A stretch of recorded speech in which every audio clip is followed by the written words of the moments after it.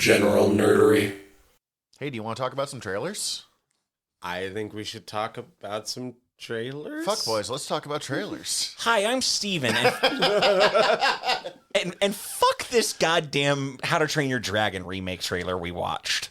We're gonna, I'm just gonna get it out there right off the bat. You both have intense feelings about this. I'm just like, oh, I it's don't fine. have intense. Okay, you know I what? have do, intense but feelings. If anybody does, it's We me. had to start with this one because you guys wanted to yell about it. I want to grumble about. I want to yell about it, but I don't want to do that on Okay, mic. real quick, listeners. welcome General Nerdery Trailers. Zach, Tyler, Steven. Steven already jumped the gun on that, but we're still here. Today we are covering How to Train Your Dragon, Jurassic World, something. New Jurassic era. World Rebirth. There it is. Jurassic World the Fourth. Fantastic Four and Thunderbolts, asterisk, totes, not the Dark Avengers. Surprising that was the rest of the title. This entire time. Okay. Did not expect them to go with that. So, first up, we have the shot-for-shot remake of How to Train Your Dragon. What the Which- fuck? I actually, I have complaints, but it is not specific to this. It is very specific to the fact that because it's a cartoon has become, a dirty word. There is nothing they did here that looks better or sounds better than the cartoon they already made. And okay, so the weirdest thing for me is that I very much loved the first How to Train Your Dragon, and then I learned later, years later, about the original book series. I have never read any of the books. I've never read any of them. They're children's books. But the art style for that is wildly different than the actual art style they do for the animation. They go with much more. I have seen much art more from the original. photorealistic kind of books for it. I know it's based off the books with some pretty heavy quotations on the word based. Yeah, based. Like the dragons is mostly where you see that upon looking on it. But they kind of scale it all into a little bit more of a sense of realism for the movies. This just looks like they're just well, we're not going to source the books. We're going to source the fucking movies. Because there's, it seems like beat for beat, there's no new material. It's just all shit just At remade. least in the trailer, there was not an original moment. See, I kind of feel like if you're going to remake an animated movie, if you have the ability to shot for shot it, why not? Also, this is going to sound weird to say, I feel like the animated version is more like the all ages version, and this one is supposed to be for kids. Because Interesting. when you can think about these dragons just being down by the riverside as a small child, instead of in its own world that only exists in the TV, think of how that sparks imagination. I guess I never had that problem with cartoons, though. I always... Same. Yeah, that's an interesting point I hadn't thought of.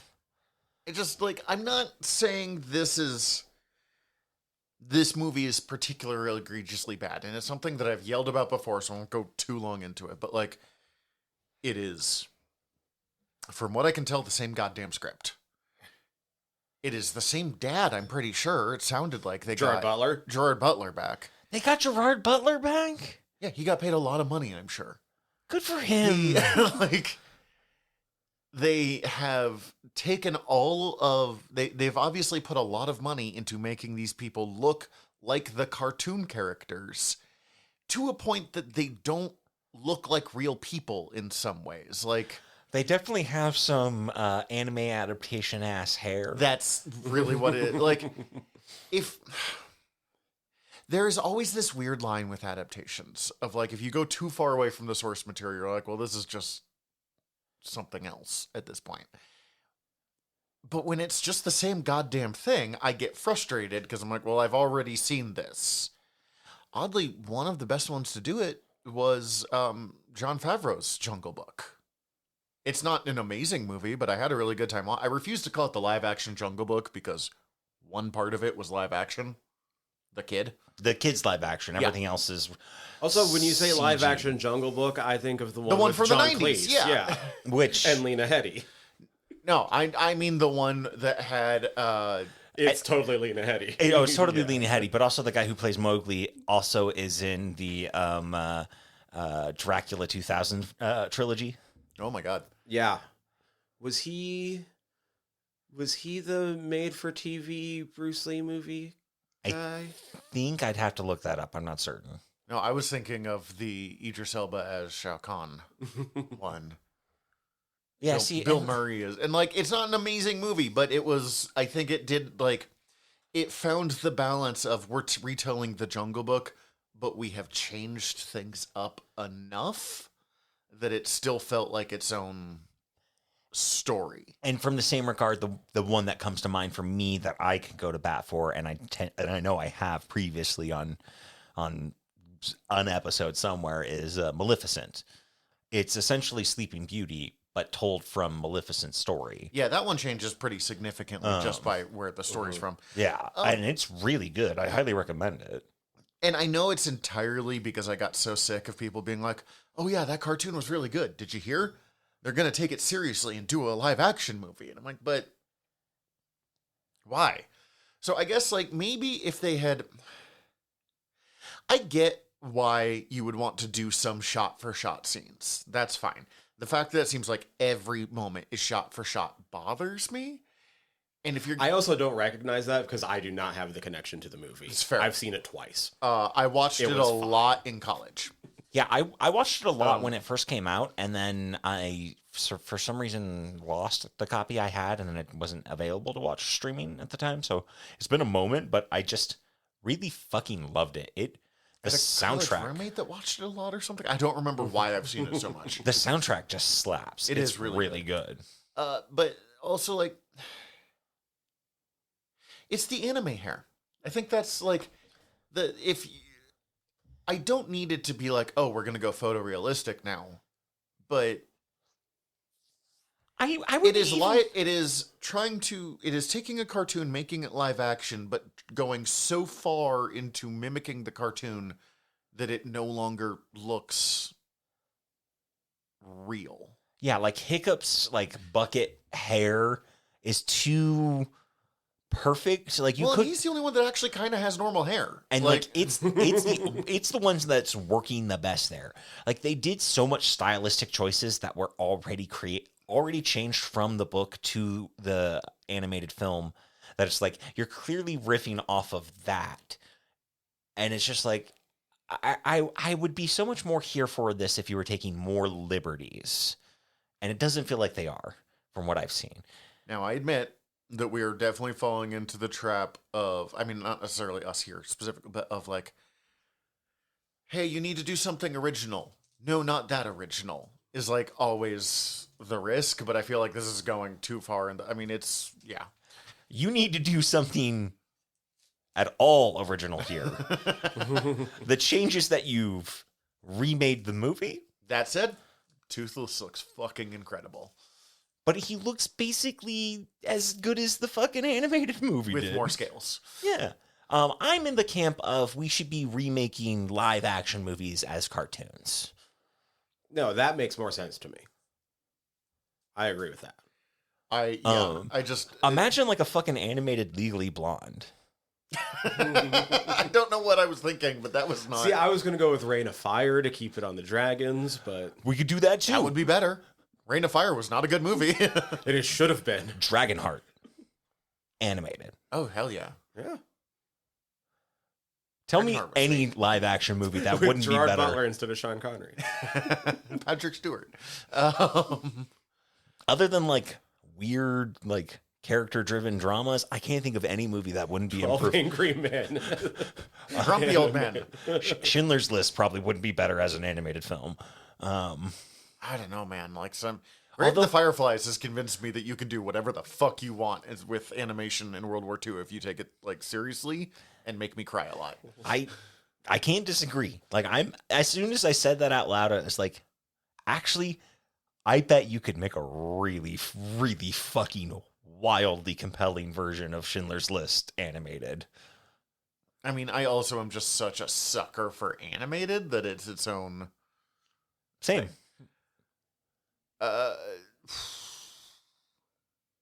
Jurassic World? It looks fun. Yeah. Like, I kind of want to see this one. I kind of want to see the ones that I've missed. Same. We were talking about it. None of us have seen past the first Jurassic World. I enjoyed Jurassic World. Same. We definitely saw it in theaters. We had a lot of fun. My wife, who loves dinosaurs, squealed excitedly a few times. I did not care for the, this is a new dinosaur we created. And I'm like, but there's so many different scary dinosaurs that really exist that you, haven't. And see, for me, that worked in that it seemed like, well, we're going to just take a bunch of traits from dinosaurs, so we can't be wrong about anything because we made a new dinosaur. That's really what bothered me. Jurassic Park, one of the things I love about Jurassic Park, and this is the most nerd thing, is that it did such a good job with doing the modern, at the time, science and view of dinosaurs from paleontologists that it permanently altered how people perceived dinosaurs. I will say, it's not always right, but when it was written, the opinions were starting to shift quite a bit, and it is acknowledged in the book with sort of a throwaway line that the reason that they are so shrink wrapped and you don't see as many feathers is because they intentionally engineered them to look the way people expect them to look. Sure, but before the movie came out, that's a great line. People, for the most part, were still thinking of dinosaurs as slow dragging their tail behind them, Land of the Lost, and then the movie came out. And yes, those dinosaurs are incredibly archaic today. But it brought the public perception of dinosaurs to the 90s. Mm-hmm. It made the concept of dinosaurs being living creatures more accessible to the public. Jurassic Park, even Jurassic Park 3 did some steps. I mean, it was not a great movie, but it tried. Is that the one with Vince Vaughn? No, that's the second one. Oh. Because that was one of the battle damage dinosaur toys. Yeah, those are rad. Yeah. That's the one that scared me so much I had to leave the theater because I was not an old child. I feel like that might have been the one that also I, for some reason, saw in theaters and had to leave because I was scared. And also, for some reason, we had to take my sister to a birthday party. I saw it in theaters and was bummed that it didn't have my favorite scene from the book. God, you're a nerd. But my biggest problem with Jurassic World is it stopped kind of looking forward and trying to bring dinosaurs, how is perceived, kind of forward again. And it just turned it into this is a monster movie, but it happens to have dinosaurs. Did I have a lot of fun with it? Sure, but it just took out some of the magic of the first Jurassic Park. This is the same thing. But leaning into it. Now they're explicitly being these are the bad boy dinosaurs. Sure. And I'm still going to see a mosasaur. And I'm going to see, I can't remember, Cece was telling me what they were, the big ass pterodon species. Oh, yeah. Those size of an S16. Those look fucking scary. Neither of which is a dinosaur, but that's fine. It was so quick. What was the one that we saw just really quick lit up by the flare? Because it looked like a xenomorph. We could not figure it didn't look like a xenomorph out. to me. It looked like a fucking Tyrannosaurus Rex-sized tardigrade to me. I think I heard that they will be making up some dinosaurs, being in the same way they were doing with Vincent D'Onofrio's character in Jurassic World, of we're taking the DNA and splicing some shit together, because that's never gone wrong. We already splashed in some Nothing about Jurassic Park has ever went wrong. Ever. So, yeah. I miss practical effects, but the CGI dinosaurs do look gorgeous in this. Yeah, this looks pretty fun. This actually got me like you said, interested in finishing the other Jurassic World movies so that I could watch this. I think Or it's just supposed to be watching this. pretty standalone again. I feel like this one's supposed to be booting into a new franchise, kind of like trilogy. Right. But I'm still curious. Oh yeah, Same. sure. I've always meant to go back to them. Yeah. I do think that I'm going to watch them and then go watch Walking with Dinosaur. Not Walking with Dinosaurs, that's the old one. Prehistoric Planet on Apple TV. And Oh, I thought you were going to say Dinosaurs. The TV Not the series. oh, yeah. I'd rather watch that than I thought you meant Dinosaurs, the, like, 3D... It wasn't Pixar, but it was a Disney. I feel like was it DreamWorks? It's- No. It's the one that no one talks about because every other, like, Disney 3D was a fucking hit. Yeah, that one bad. What order should we tackle the two that we're actually excited for? Let's do Fantastic Four first, because honestly, I'm more excited about that Thunderbolts trailer. Same. Yes. That Thunderbolts trailer got me more excited for that as a thing currently than I am necessarily. Although I fucking, let's get into the Fantastic Four then. I fucking excited to see John Malkovich in this. I didn't realize he was in this in the first time I watched this trailer. Who is he? Red Ghost and his super apes. Which means John Malkovich is playing a Russian spy with 3 super-powered monkey apes, a gorilla, an orangutan, and a chimp, I think. Awesome. Awesome. Why? Because it was the Cold War, and they probably had a deadline coming up. Okay.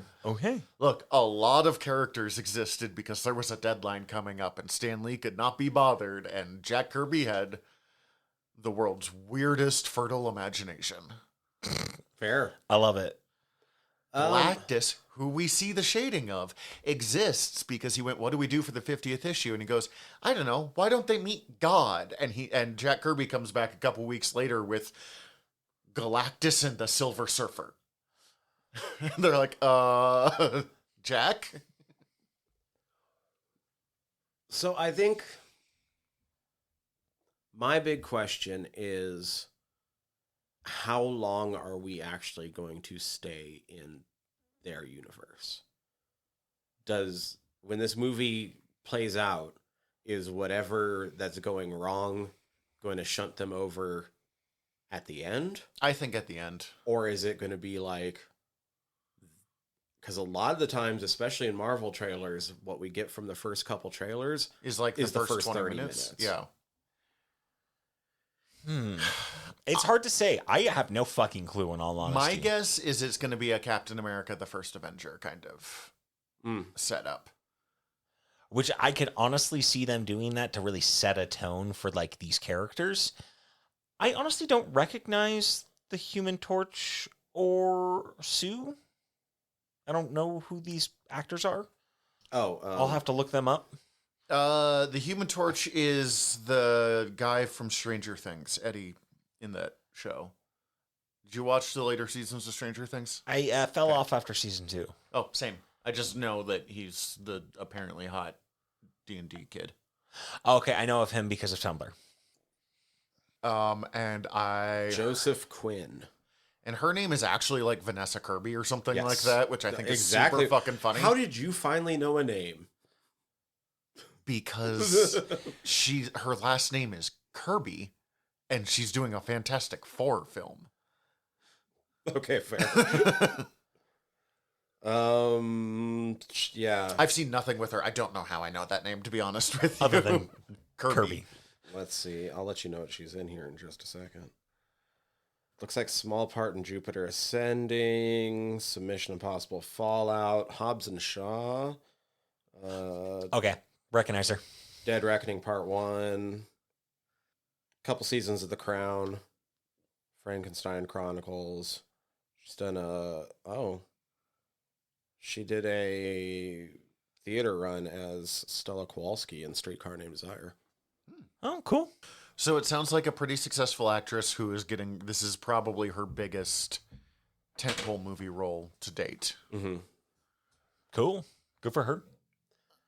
Part of the reason I'm looking forward to this is I was thinking about it, and I am at this point only following 3 superhero books, which is a really small number for me.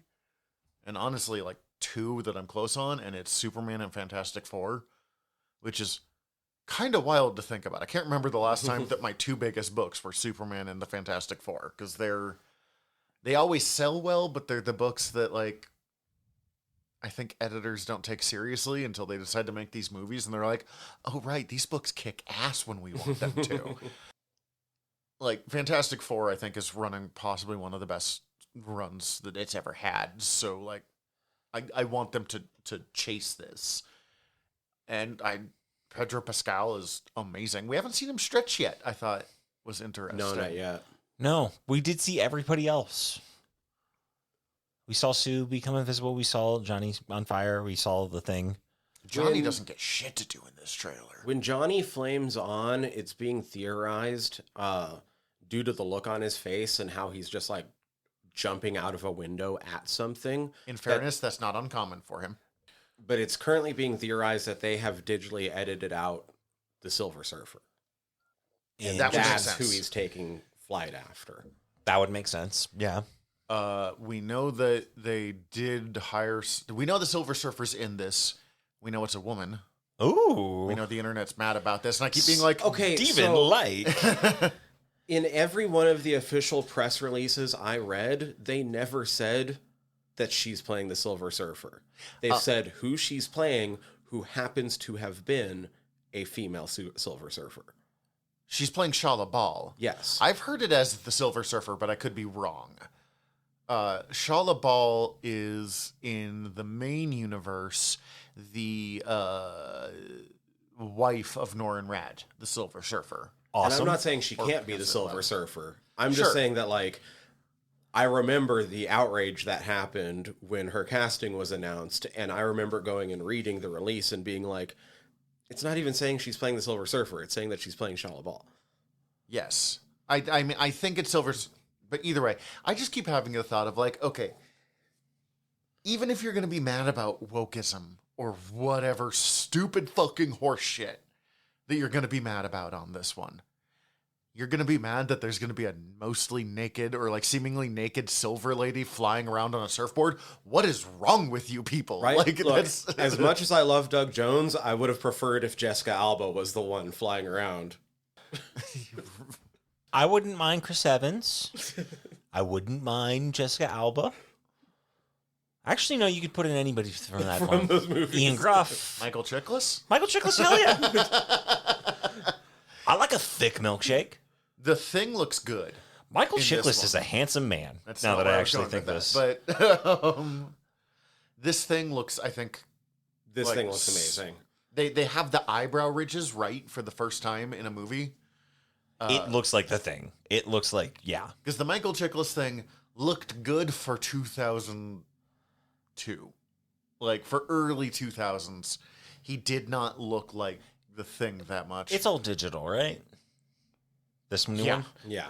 Good, because hearing how bad it was for Chiklis, like they had a cork topper on his head that they would basically plug an AC into, and then they had like one throughout his back that they would like basically pull out chunks of the rock to then plug in AC to pump cold air into his suit. yeah, because that level of makeup is hellish. it was just like all foam and just like impossible between takes to not be just, like he needed ventilation, otherwise he would have died. And then the fan four stick or whatever, Yeah. that awful one. Their Thing doesn't even look... He looks more like Korg. Yeah. Like, he doesn't look like the Thing. Also, everyone in that one I would be down for as a Silver Surfer too. Michael B. Jordan, yeah, man.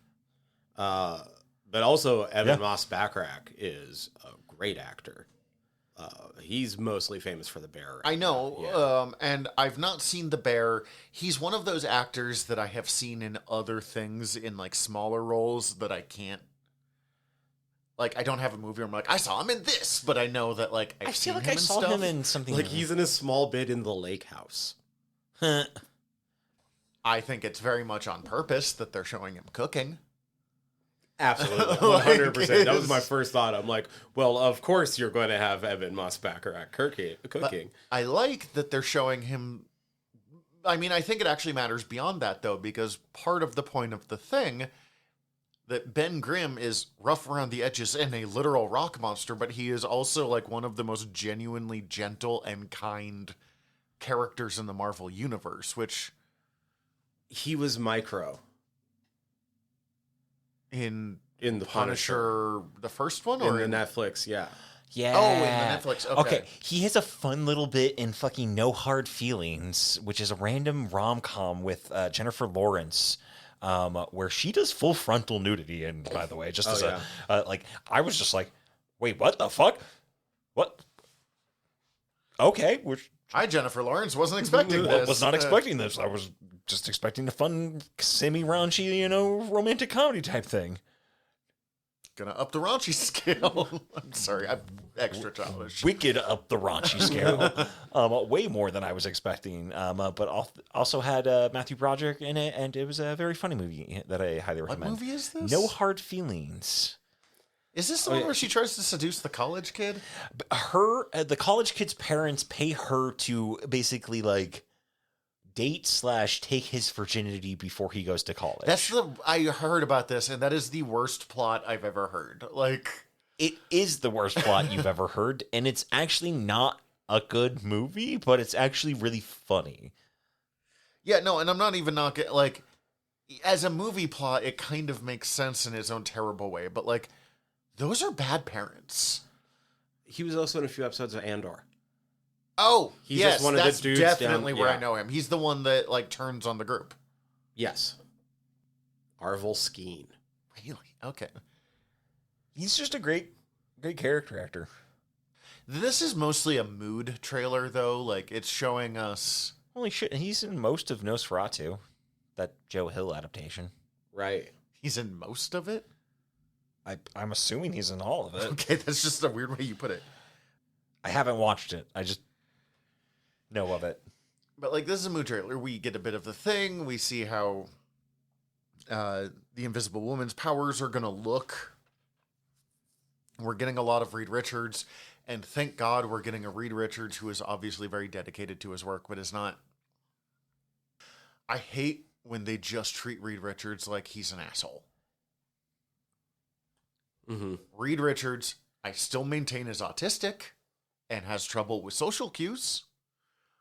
But, Yeah. like, he's a dedicated family man when you do him right. And when you do him wrong, he is a mad scientist villain who just happens to not be on the bad guy team. Yeah. He's an egotist that sucks if you do him wrong. So, like, having him, they're showing some of his guilt about the four and yada yada. So, like, it looks like it could work. I also fucking love Pedro Pascal. So that's. I am down. Yeah. Thunderbolts asterisk. This trailer was fucking fun. All of them have been. I've been Yes. so excited for Thunderbolts since actually seeing the trailers. I think it's going to be a not quite as good Suicide Squad, but I don't necessarily mean that. Like, the Suicide Squad is a incredible movie, so that's like an unreasonable bar to hope for them to hit. The Suicide Yes. Squad, not Suicide Yes, Squad. I realized Yes. I made that mistake as I was saying it. Suicide Squad, bad. The Suicide Squad, great. Good. Confusing fucking. But also, we do mean the concept of Banner, Suicide Squad, DC's concept of that, the bad guys doing the good guy thing. Still haven't seen Taskmaster. No, we actually haven't. No. We saw. Like, we've seen the mask, mask, but we haven't seen behind the mask. So we don't know for sure it's the woman from. I feel like they have to have some reveal hidden to try to keep some essence of the original in there. Yeah. Well, and I noticed that they. And they still haven't really shown us Sentry. Although Yeah. we get like a really quick over the shoulder in this one. This is the closest we've gotten. We have seen Bob, but otherwise we don't know anything else. The Sentry is the part of this I am most nervous about because the original Sentry miniseries is fucking incredible, and everything else with him has been not. And I'm still hoping that somehow Zemo's involved. Same. I kind of hope he shows up. I did love that fucking bit of Bucky pulling his arm out of the dishwasher. Yeah. We all got a good chuckle out of that. I'm told Bucky has a cameo in the new Cap movie that came out last weekend. I Fuck, have not. so much shit is out. I have not seen it yet because it came out last weekend. But I've had a lot of people asking me if I'm going to go to it. I don't know. I don't think so. the reviews I've heard, one, it's done surprisingly well. Mm-hmm. But like the reviews I've heard is the movie itself struggles, and you can tell that there were heavy rewrites through it. The actors all do incredible jobs. The biggest, I believe that. The biggest reason I want to see it is Harrison Ford. The other thing is As that the this should have president. just been a fucking Hulk movie because it's bringing back the leader, bringing back General Thunderbolt Ross, just with Harrison Ford this time because obviously the other guy's dead. I think they brought back Liv Tyler. Oh, interesting. Like a lot of it is Weird. Why? Should bring back the some Leonard fuck? Sampson. That's so weird. well because she's the president's daughter. She's Harrison Ford's daughter in this. Yeah, no, I get it, but why are you pulling from those movies? Yeah. Those movies were not good. I actually think The Incredible Hulk is better than it gets credit for, but I'm not saying it's a good movie. Wait, Ang Lee's Hulk or No, The or Incredible Hulk. The Yeah. Edward Norton one. That one actually is better than it gets credit for, but it's also not that great. No, it's not a great movie. I just don't think it's the worst Marvel movie, and it gets that point a lot. No. Thor: The Dark World exists. Iron Man 3. Actually, Iron Man. Ooh, Avengers Age of Ultron. I do not like that one at all. Such a waste of Spader. Yeah. Spader's incredible, and he did one of the only compelling Ultrons ever, and they did fucking nothing interesting with it. David Eccleston. Christopher Christopher Eccleston. Eccleston. Thank you. Christopher Eccleston completely wasted. I 100% agree The with Dark you there. Elves bullshit. Sure, but the Thor Loki dynamic actually was a lot of fun in that movie. But Loki's the best part of that movie. You're right. And he's the best part of almost any movie he's in No, the it Marvel permanently. Universe. The thing that makes me more forgiving of Thor: The Dark World is it permanently altered how Loki is perceived in and out of comic books because he was so Because Tom compelling Hiddleston. in that movie. But that's the specific movie where he wasn't just treated as the villain, Mm-hmm. and it never was the same again. Like we talked about it when we did our Thor episode. It's just Yeah. it permanently altered Loki as a character. Which That is might- out. okay, Go so listen this- to it now. That's the Actually, I only like that one. reason I'll give you that it's not the worst fucking Marvel movie. Quantumania. The Dolph Lundgren. I still Punisher haven't actually movie. seen it, so you Yeah, got me either. there. I'm just throwing that out there. You got me there. It could be the worst. Yeah, I I've can't never take seen shots at that one because I've not. It doesn't have fucking Homeboy recapping everything, so it's automatically the worst. It. It doesn't have Michael Pena doing that? No. Well, get the fuck out of here. I don't want that bullshit. We He should just barely be in talked. every Marvel movie. We've barely talked about Thunderbolts. I don't know if there's much to say here. It just looks like a lot of fucking It fun. looks like a lot of fun, and it's a lot of the fuck up characters that are connected to Cap. Which, in fairness, I tend to like fuck up characters connected to Captain America. It's got a lot of people that I kind of fucking really enjoy seeing them do what they do.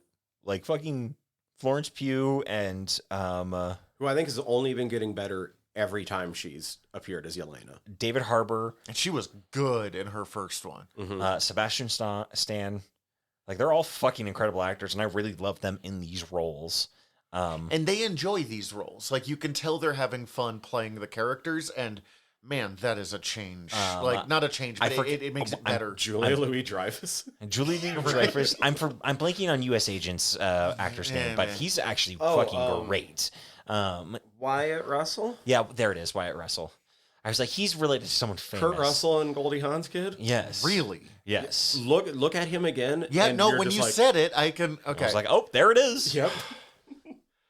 Okay, so I've been listening to this podcast documentary about Rasputin. And the way, yeah, I know. And the way Rasputin is treated in movies is always like this, like, ultimate dark monk with plans and stuff. But if you actually, like, follow the course of his life, he's way closer to just the Red Guardian. as a person. Because he was just a fucking weirdo Russian that really liked vodka, that really enjoyed chaos. Yeah. Like, there was no dark plans to Rasputin. There was a love of vodka and his homeland. Yeah, we ordered this in the exact order of things I want to see it in the order currently. I would go with that, yeah. Yeah, I agree. Bye. Bye. Bye. Bye. Hi, everybody. General Tyler here. If you like the show, please hit subscribe however you're listening to us right now. Also, if you could rate and review us however you're listening to us right now, or preferably over at Apple Podcasts, we would super appreciate it, as the whole world is ran on algorithms, and we want to be all up in them, getting our voice out to more places. Also, tell your friends. We always appreciate that. If you want to get in contact with us, ask us questions, give us comments, email us, generalnerderypod@gmail.com. You can also contact us through our website, www.generalnerdcast.com. While you're there, check out all of our back catalog, or click the links up at the top, as we are part of the Earworm Podcast Network. Go check out all of our sister shows. We're involved with most of them, so if you already like listening to us talk, it might be in your best interest. And if you want to check out everything from the network, head over to earworm.com, EARVVYRM.com. We'd super appreciate it. Love you all. Have a good one.